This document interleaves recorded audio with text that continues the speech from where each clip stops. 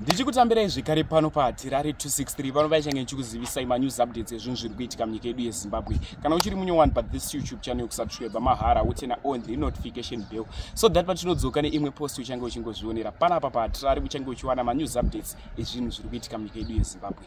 Vadikani, ndinokumbura kuti jaji nyaya iyi hongu mubereki but kana akushungurudza mwana wake seizvi unoitongawo senyaya iyi. Tinokumbura kuti tore matano titaure tese zvatinofunga mucomment section pamusoro penyaya iyi.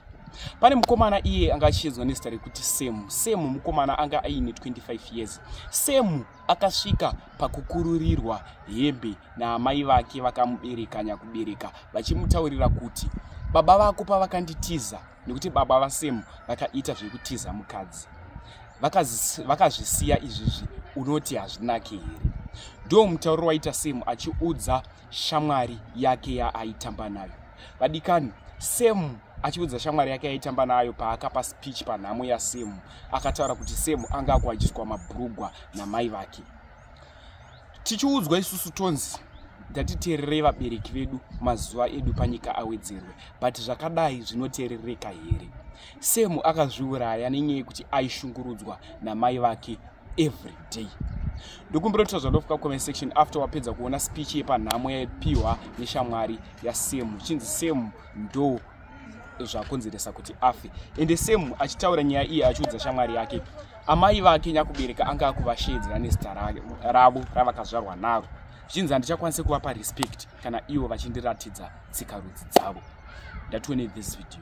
Batwa rafu namai vake. Semu amikuona. Semu akanditaura kuti inini ndakasvika pakufugurwa hembe namai zvanzi baba ako izvi vakazvisiya izvi hazvinake here? Uri kunzwa here mashoko andikutaura panapa? Semu ari kutaura kuti ndaibuditirwa chijagi chekunzwa chamabhuruku angu emukati. Kana nhasi ndichifira mumba ndikunofira papa, haana kuti kuva mai vangu, akati ndikunofira muyadi madheria.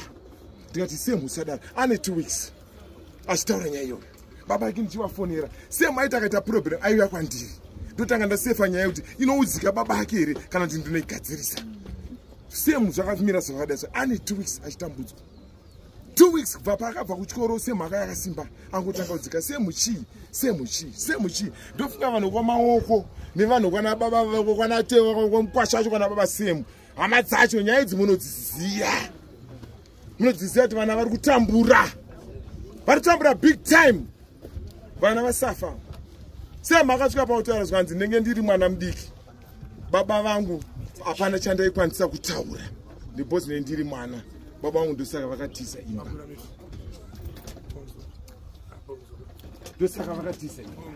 Saka mese mataura kuti hanzi mwana anga akanaka, cause of death ndamai vake.